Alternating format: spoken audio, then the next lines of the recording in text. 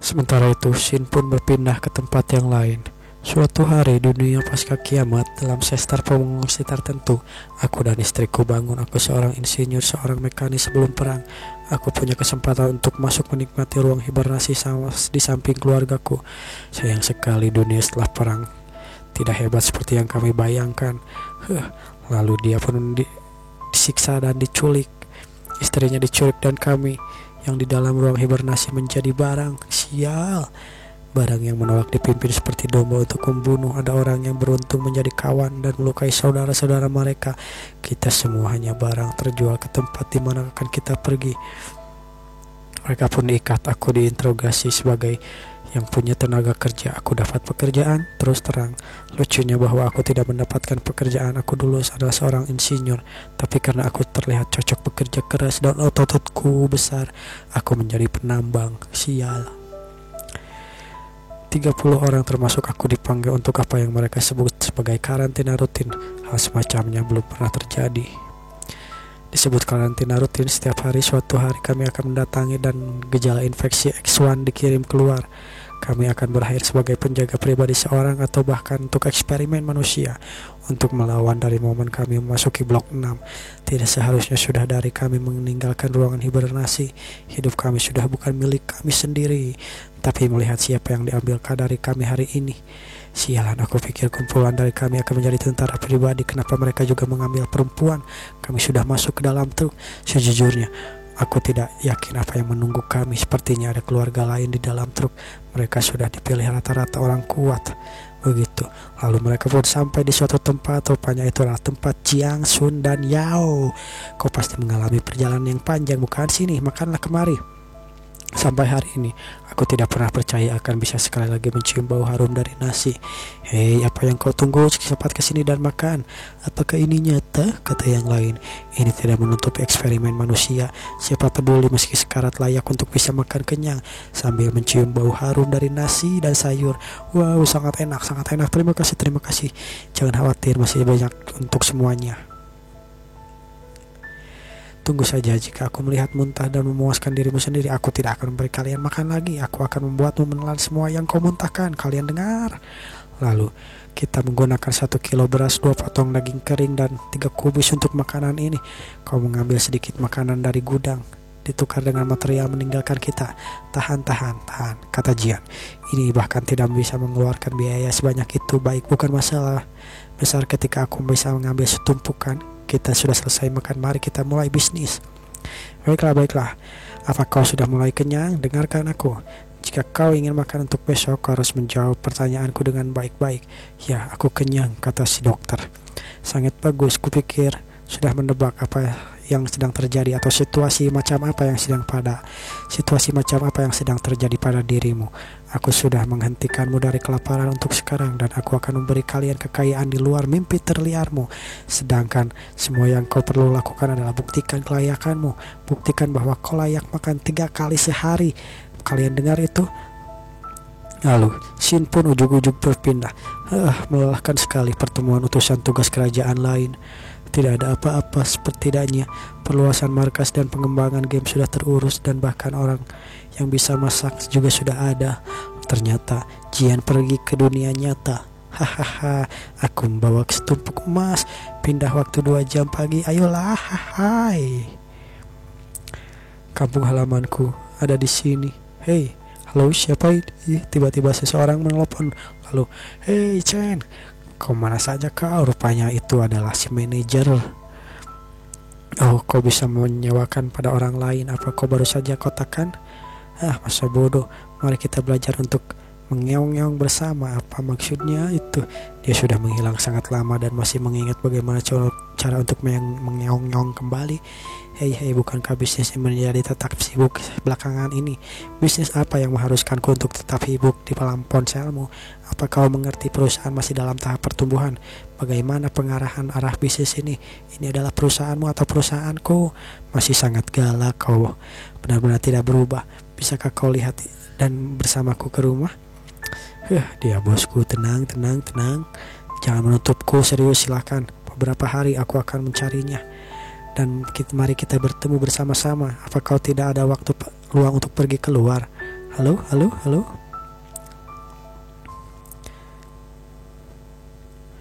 Dia menutup lagi, tapi setidaknya aku terselesaikan. Tapi bicara tentang itu di kota, orang yang menangani hal semacam itu mantan bos wanitaku. Tidak seharusnya aku berkata bahwa dia adalah bawahan wanitaku. Ada apa dengan yang lain? Benar juga. Batangan emas, aku punya batangan emas. Aku akan menelpon si Robert. Halo Robert. Tidak ada yang angkat teleponnya. Lalu ujuk-ujuk, siapa? Hei, kau terdengar aneh. Jiang Chan, kawan Cinamu, bolehkah aku tahu siapa ini? Ini adalah Nick Wazowski. Nick Wazowski, bosku sedang dalam bahaya. Aku bisa mempercayamu. Tentu saja Robert adalah orang yang baik, kami menyelesaikan bisnis sampai sekarang. Nick adalah pengawal botak itu rupanya. Bisakah aku menolong bosku? Bagaimana ini? Aku sungguh tidak ingin terlibat dalam beberapa urusan negara. Jika mereka menemukan sesuatu, itu akan menjadi buruk dalam semua aspek. Haruskah aku melakukan perjalanan ke sana? Ya, kalau dipikir-pikir, sepertinya aku bisa. Aku sudah dapat paspor lewat universitas. Lalu aku bisa mengenalkan tubuh ini dan mencobanya untuk beberapa pertarungan. Lalu, halo Tuan Liu. Keesokan harinya pun tiba. Jiang pun pergi untuk menjual emasnya dengan hati-hati seperti yang dipikirkan. Halo saudara, ini aku Lilian Shan.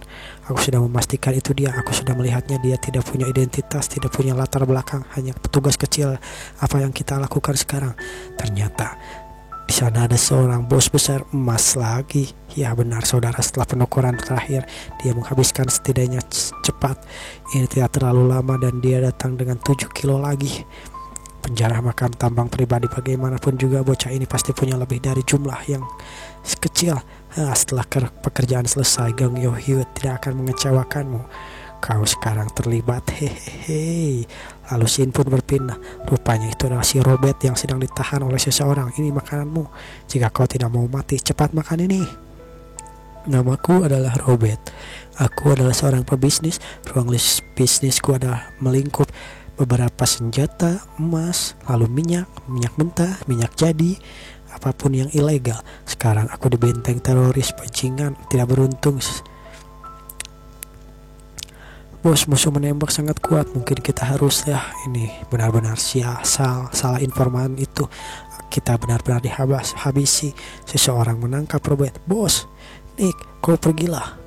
Kali ini aku bisa mempercayai perasaanku. Kau harus tetap aman. Tapi bicara tentang roti, sungguh keras untuk dimakan. Sial sekali. Sementara itu Jiang yang sudah sampai. Dia pergi naik taksi. Halo, apa Anda Tuan Jiang? Ya, ini tipmu, silakan bayar. Apakah cuma Anda Tuan Jiang? Ya, selamat sore Nick.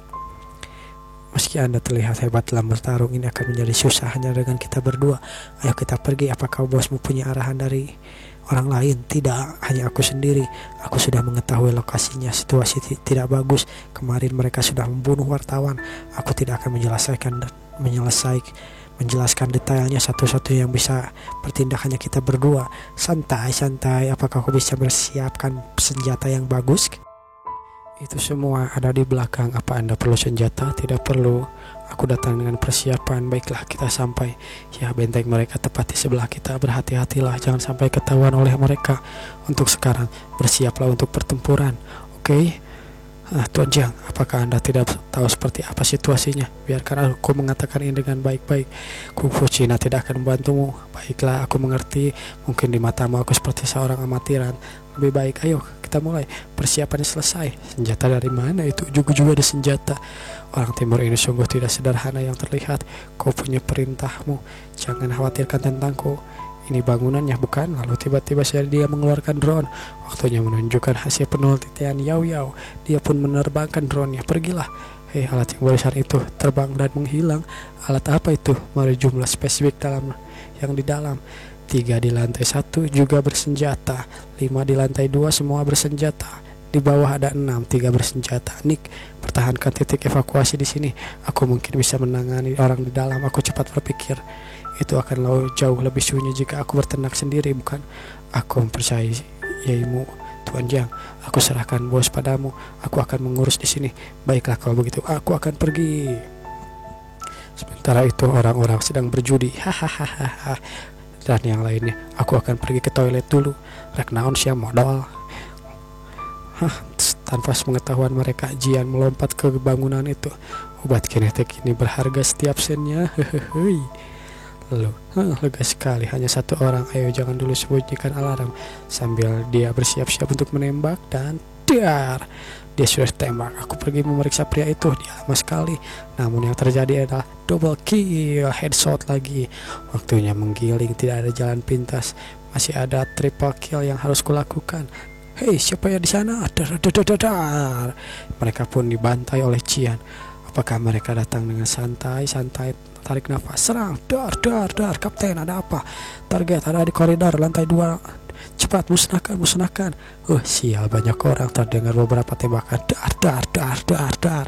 Si Robert pun yang mengetahui situasinya. Tembakan mereka datang untuk menyelamatkan Sandra rupanya. Awasi tahanan, kami berdua akan pergi membantu. Orang-orang kita akan bersiaga. Woi, di mana targetnya? Datang padaku bersamaan. Hahaha, apa kalian bodoh? Kalian minta dibantai lah. Dar, dar, dar. Ini seharusnya tempatnya. Halo Tuan Robert. Tuan Jiang, kau datang? Lalu, aku tidak akan memahamimu kawan. Dia mungkin memberitahu untuk menjatuhkan senjatanya, atau dia akan membunuh Sandra itu. Namun yang terjadi adalah, cepatlah, jatuhkan tembak senjatamu. Hei, ketika kau mengancam seseorang, paling tidak kau harus memenuhi Sandra yang benar. Aku tidak datang ke sini untuk menyelamatkan orang ini, tapi sepertinya nyawa dia berada di tanganku. Baiklah. Aku menyerah. Lakukan hal yang terbaik. Lalu, dar, apa yang terjadi? Aku mendapatkannya. Apakah dia mati? Namun ternyata Jiang menggunakan perisai pelindung yang baru dia dapatkan. Selamat tinggal, dan Jian pun menembaknya. Duar. Apa yang terjadi? Tuan Jiang, aku tahu akan baik-baik saja. Sepertinya kungfu Cina sungguh membuatmu menghindari peluru. Haruskah aku membenarkannya? Kata Jiang. Sebenarnya aku berhasil menahan peluru dengan menyalakan pelindung selama 10 detik. Lebih cepat dari persepsi manusia biasa. Lalu aku berpura-pura jatuh menunggu sampai dia datang dan menembaknya. Seseorang pun berkata, Jan, cepatlah keluar. Mereka sudah memanggil bala bantuan. Rupanya itu adalah Nick Wazowski. Aku baru saja adu tembak. Aku sudah ketahuan. Aku sudah tidak bisa bertahan lebih lama lagi. Cepat, Jiang, apa kita hanya pergi seperti ini ke arah mereka? Kata Robert. Pada tikungan selanjutnya belok kiri kita hampir sampai. Pada saat situasi ini, Nick, kita sudah ada di mobil, cepat ke sini. Lalu Nick pun datang. Aku dikepung, kalian bisa pergi duluan, kata Nick. Dar, arah jam 6, gang itu lewat cepat. Aku melihat orang botak. Sepertinya aku harus melakukan perjudian. Jangan biarkan dia kabur, fokuskan kekuatan tembakanmu. Perhatikan lurus jalan itu. Namun yang terjadi, Jian melakukan sesuatu dengan drone-nya. Dia melihat semuanya dengan drone. Nick, beloklah ke kiri, pergi sekarang. Lompat ke kanan dan keluar dari balkon. Lalu akhirnya si Nick pun berhasil sampai mobil. Hahaha, aku tidak bisa melihat jalan keluar sepenting itu. Tuan Jiang benar-benar hebat. Kita harus cepat, mereka akan menambah jumlahnya. Kemana akan kita tabur? Pertama kali aku menuju gurun, kita akan melihat jika kita bisa sampai ke kota yang aman. Ada cukup bensin ke gurun, memutar lewat sisi utara. Jika beruntung, ini seharusnya dikendalikan oleh pemerintah militer, bukan? Dengan kata lain, tempat barusan itu bisa jadi di bawah kendali teroris. Baiklah, lupakan di sini. Di samping itu, aku bisa menguji peralatan performa cukup bagus. Tapi ada satu hal yang tidak disangka. Aku tidak merasa gelisah untuk membunuh orang. Atau mungkin karena aku membunuh orang yang tidak dirindukan ya. Jangan-jangan aku membunuh penjahat. Mesinnya terbakar. Akhirnya mobilnya pun tidak kuat melewati gurun. Jika itu mati, maka kita berakhir loh. Mereka sudah mengotak-atiknya selama setengah hari. Sepertinya tidak bisa dibetulkan. Sudahlah, mungkin kita harus menggunakan ruang suspensi untuk bawa kita pulang. Tapi jika ini, tahan, cepat simpan senjatamu. Kita selamat, hentikan mobilnya. Kami tolong kami di sini. Rupanya seseorang datang. Halo, sepertinya sekumpulan pengungsi. Lalu si Robert pun mendekat untuk berbicara dengannya. Oke, bla bla bla bla bla bla. Pengemudi setuju untuk membawa kita bersama perjalanan. Itu biasa mereka lakukan untuk saling membantu. Lalu mereka pun naik ke truk. Bosmu sungguh rukun dengan mereka dan mendapatkan tumpangan shotgun. Apakah dia masih banyak dalam bahasa? Lalu Nick pun tetap mengabaikan Jian, tapi Jian terus mengobrol. Nick, kau benar-benar pendiam ya. Tidak bagus, dari saat ini kami naik. Waktunya makan siang. Apakah semua makan roti? Roti kurasa jinten, bagaimana denganmu pria tua? Sementara yang lain makan roti, si Jian malah makan Oreo. Rasanya sedikit nyata. Aku ada di gurun. Ternyata seseorang diam-diam memperhatikan Jian. Aku belum menelpon lama untuk waktu yang lama di saat ini. Hai, ada apa? Rupanya seseorang. Kemana perginya dia? Tiba-tiba saja Jian ada di belakang seseorang. Aku Jian Cheng, aku dari Cina. Aisyah. Namaku Aisyah. Sungguh nama yang indah. Hei, ini ambil makanan. Ini dari Cina loh, impor. Terima kasih, makanlah. Lalu Aisyah pun memakan makanan itu. Aku tidak punya rencana. Aku akan pergi ke kamp pengungsi setempat untuk menerima bantuan kemanusiaan. Kemudian aku akan mencari jika ada pria yang bersedia membeliku. Aku masih perawan loh. Seharusnya itu akan menarik beberapa perhatian. Namun demikian percakapan mengalir ke arah yang berat. Jian memilih untuk diam dan mereka pun akhirnya pergi kembali. Namun saat di perjalanan, bagaimana tempatmu kawan kecil? Rupanya seseorang menembak dengan basoka. Hahaha. Tetap waspada, cepat cari mobilnya. Ambil senjatamu, cepat bergerak. Sial, apa yang terjadi, kata Robert. Masukkan yang satu ini ke dalam. Uang tebusannya pasti sangat besar. Cari bagian belakang. Baik pak. Apa kau mengerti sekarang? Mereka penangkap budak. Jika memungkinkan, aku ingin mempertahankan kesucianku. Jadi, apa kau bisa memberiku peluru? Lalu si Aisyah pun minta ditembak di headshot. Tapi untuk mempertahankan kesuciannya, karena dia tidak mau diambil keperawanannya oleh para penangkap budak. Aku juga. Tidak, tolong aku. Tidak ada. Apa yang kita lakukan? Aku akan berdoa untukmu. Lalu, waktunya untuk panen. Jangan buru-buru. Aku tidak pernah tahu kali ini. Lalu seseorang pun mencakar mukanya dan memelintirkan mukanya. Ternyata itu adalah Jian. Aku akan pergi menyelamatkan Robert. Kau urus yang di sini dan di mobil. Ada senapan mesin. Baiklah kalau begitu. Ayo pergi. Adu tembak pun terjadi. Ada pemberontak. Bunuh mereka semua. Bocah tolol menyerang kami sendirian. Jian pun hanya tersenyum sambil menggunakan armor pelindungnya. Kita lihat siapa yang mati. Sialan, peseret pria putih itu pakai dia sebagai sandera. Lalu saat dia akan menyentuh Robert, ternyata Robert menyimpan senjata. Bangsat, mati kau. Dar. Akhirnya si Nick Wojcicki pun mendapatkan si Robert. Bagaimana dengan para pengungsi? Kenapa kau mendatangiku seperti itu? Sepertinya di kota berikutnya kita akan bebas rumah mengenai masalah kemanusiaan. Serahkan soal itu pada yang lainnya, orang yang punya masalah. Baiklah. Dengan bensin yang cukup kita bisa terus ke zona aman terjauh. Itu cukup untuk kita memberitahu mereka tentang bahaya di depan. Jika semuanya pergi, kita akan jadi sasaran besar. Kalau begitu, tidak ada teroris atau yang lainnya. Lalu tiba-tiba saja, ya kecuali untuk yang ini, kita ujug-ujug punya penumpang tambahan. Untuk alasan kenapa dia ada di mobil kita adalah, lalu scene pun berpindah ke beberapa menit sebelumnya. Aisyah pun yang terus melihat Lian. Ada apa? Dia mencoba berkomunikasi dengan bahasanya. Robert, bisa ke kau menerjemahkannya untukku? Hei, jadi dan ini bla bla bla bla bla bla. Jangan katakan padaku dia lapar, kau urus sendiri. Saat Jian akan memberikan semua makanannya, ini semuanya, ambillah. Lalu Aisyah pun berkata, tolong bawa aku bersamamu. Apakah gadis kecil yang tidak punya keluarga, tapi dia ingin pergi bersamaku? Apa-apaan ini? Aku tidak bisa melakukan lebih. Pertama kali aku perlu memastikan pergi ke tempat yang aman. Sama seperti yang dikatakan Robert, biarkan rasa iba meluap sekali. Jadi akhirnya aku tolak. Aku cuma beban ya. Kalau begitu, saat Aisyah berpikir seperti itu, namun Jian malah berpikir, oke, ayolah kita pergi. Benarkah? Kata Aisyah. Dan begitulah Aisyah kenapa bisa ada di mobil. Kenapa? Apa yang sebelumnya kau katakan? Sungguh ingin tahu? Cepatlah. Aku berdoa kepada Tuhan bahwa jika kau bisa menghukum iblis yang memanfaatkan kebaikannya untuk melakukan kejahatan, kemudian meski penyembah berhala, aku bersedia mendapatkan hadiah dari guru untukmu dan menjadi istrimu. Robert pun yang menggoda Jian tentang Aisyah yang akan menjadi istrinya. Murahan sekali. Aku harus menjernihkan otakmu, Robert. Mungkin kau harus ditembak kepalanya, kata Jian. Aku hanya bercanda, bos. Aku bahkan tidak punya istri. Apa kau bercanda? Ada wanita yang menginginkanmu di belakang sana. Itu sungguh sulit. Baik, pada pertama kali, ayo bawa kita pulang saja dan kita cari tempat yang aman.